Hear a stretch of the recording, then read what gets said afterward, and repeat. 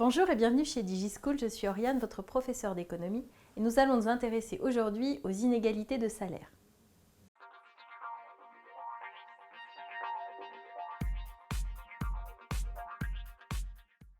Qu'est-ce qui va faire qu'un salarié A touche beaucoup plus ou beaucoup moins qu'un salarié B?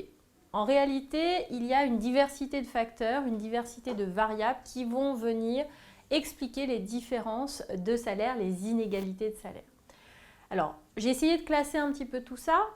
On va pouvoir parler de l'influence du facteur travail, du rôle de l'entreprise et puis des autres variables économiques. Alors, en ce qui concerne l'influence du facteur travail, eh bien, le salaire, le niveau de salaire va être influencé par la formation initiale, c'est-à-dire vos diplômes, par la formation continue, est-ce que vous avez été formé ou pas tout au long de votre carrière professionnelle, par votre âge et votre ancienneté dans l'entreprise, mais également par votre sexe et puis par votre productivité.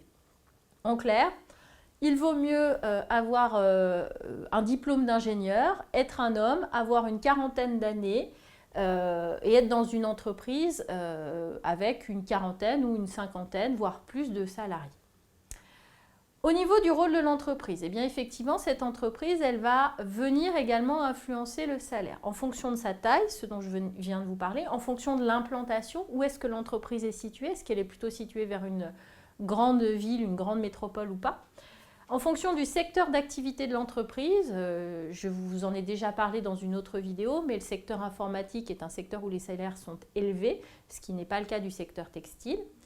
La présence ou non de syndicats qui peut venir influencer évidemment sur les négociations salariales et puis tout simplement la politique managériale de l'entreprise.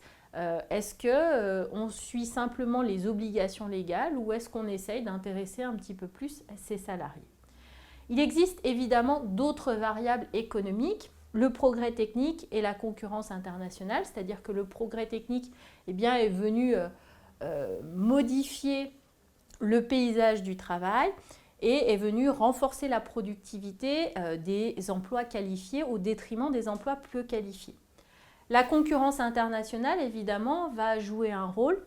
Et puis, le niveau de chômage, c'est-à-dire que lorsque vous avez un chômage qui est faible, eh bien, cela signifie que les salariés ont une marge de manœuvre pour négocier leur salaire. Alors que lorsque le niveau de chômage est élevé, eh bien évidemment, la marge de négociation des salariés est beaucoup plus faible puisque on sait qu'on peut être remplacé beaucoup plus facilement.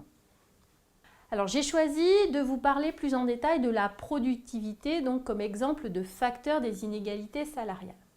Premier exemple, si le coût du travail, c'est-à-dire le salaire et les charges sociales, bien penser que le coût du travail est constitué à la fois du salaire et des charges sociales, augmente plus vite que la productivité, eh bien les travailleurs les moins qualifiés qui ne peuvent améliorer leur productivité seront éliminés de l'emploi tout simplement.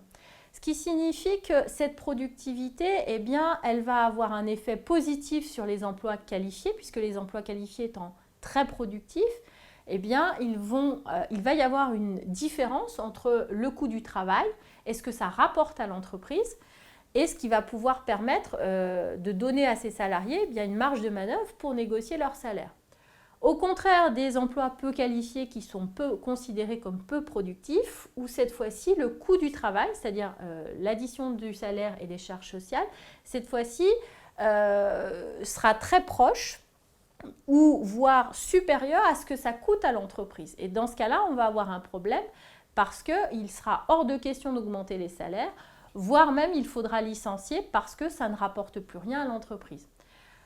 On peut mettre cette notion de productivité eh bien, en rapport avec la concurrence internationale, puisque les personnes qui sont peu qualifiées sont en concurrence avec des entreprises qui sont situées dans des pays où la main-d'œuvre est peu qualifiée. Et dans ces pays où la main-d'œuvre est peu qualifiée, la main-d'œuvre est aussi à bas coût. C'est-à-dire que le coût de la main-d'œuvre dans ces pays eh bien, est beaucoup plus faible que dans nos pays où le coût du travail est élevé. Et de ce fait-là, eh bien, nos salariés peu qualifiés ne sont souvent pas suffisamment productifs par rapport eh bien, à ces salariés qui coûtent beaucoup moins d'argent aux entreprises. J'espère que cette vidéo vous aura été utile. Je vous invite à vous abonner à notre chaîne et n'hésitez pas à laisser un commentaire si vous avez une question. Je vous dis à bientôt sur DigiSchool.